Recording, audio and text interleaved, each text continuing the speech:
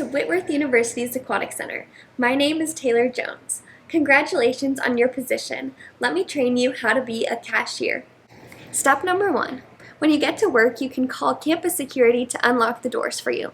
Remember, a lifeguard has to be present to open the pool doors and locker rooms. Step 2. Retrieve the safe key from its home location. Unlock the safe and retrieve the items returned to your desk.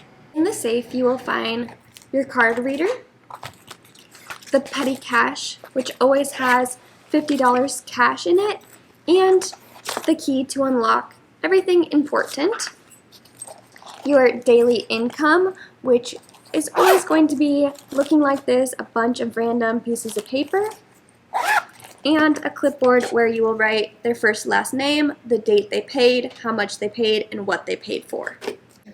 This key, located in that petty cash folder, will open this. In here, you're going to find on this top left shelf, you'll find the lap swim punch cards, as well as the water aerobics punch cards and parking passes. Next, you'll find the cup of pens. We do lock this up after every shift because everybody likes to steal our pens. Here we have all of the punch cards for lap swim and for water aerobics. Below here we have in the screen folder parking pass information, their first name, last name, and phone number. There's important documentation in this folder that you can see when you're here at work. In the back here there are certifications for swim lessons during the summer.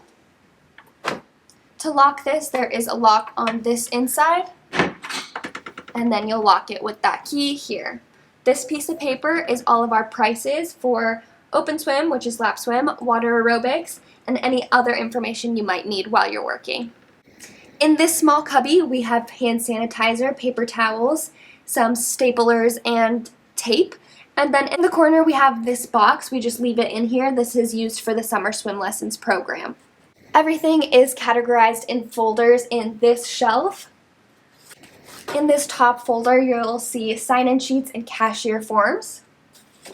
In this bottom shelf, you'll find card payment info, which teaches you how to use the card reader if you forget, and health forms and COVID liability waivers. This clipboard to the side has all information about water aerobics. This box in the middle has extra pens, staples, etc.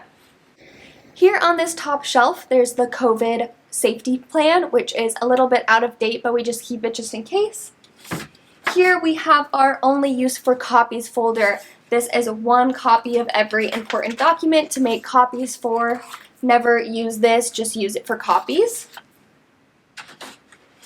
And this last shelf here has little grading feedback sheets for swim lessons throughout the summer. Step number 3. After you retrieve everything from the safe, you'll come grab that key out of the petty cash folder, open up this. For water aerobics, you'll take out the water aerobics folder and the pens. For lap swim, you'll put the lap swim cards out. They'll come in, you greet them, hi, how are you doing?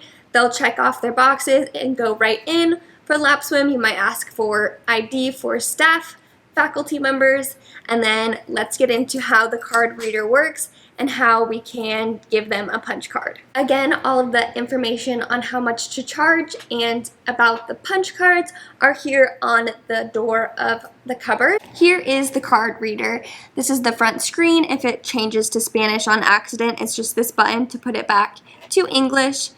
Push the green button to start. Here there is sale. We'll push green button for sale. Type in how much you want to charge them, which is $60 right now for a water aerobics punch card for alumni and seniors. Push the green button, pass it to the person. They'll put their card in. For debit card, they'll put their PIN. For credit card, they'll sign. The first receipt that prints out, you will keep for documentation and put it in this folder. The second receipt that prints out will be for the customer. Remember, the most important part about using the card reader is making sure you have the first name and last name of the customer for your documentation. At the end of your shift, you will take the card reader again, push that green button, go down to settlement.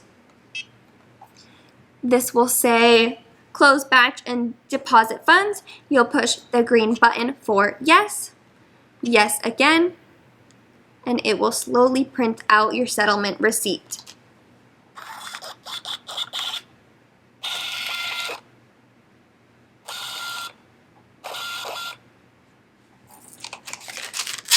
Step number 4. At the end of your shift, you will put everything back into the cupboard and lock it up before taking everything back to the safe.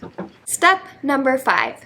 Our next step is sending a copy of the settlement receipt to yourself so that you can send it into Whitworth Cashier.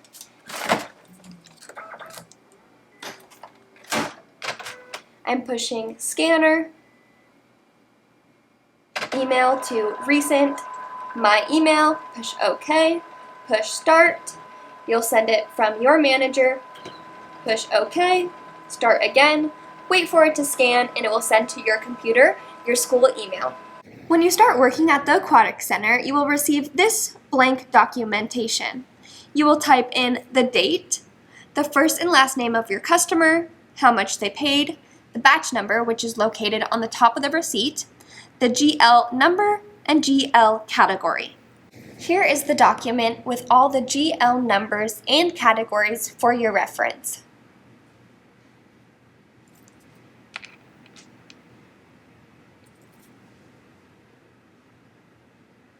Now, you will email Whitworth Cashier, CC your manager. In the subject line, you will write Aquatic Center and deposit and the date.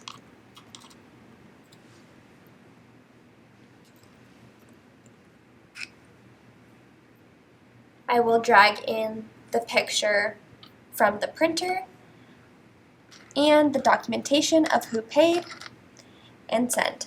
The last step of your shift will be calling security to lock up the pool doors.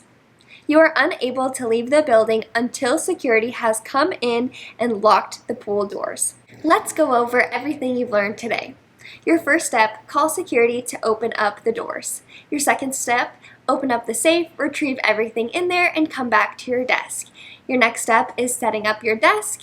The last thing I taught you is how to use the card reader and how to send in your deposit to Whitworth Cashier. Remember, your last step is always to lock up the Aquatic Center by calling security before leaving. During your shift, if there's no customers coming in or asking you questions, there are some other side jobs that you can do.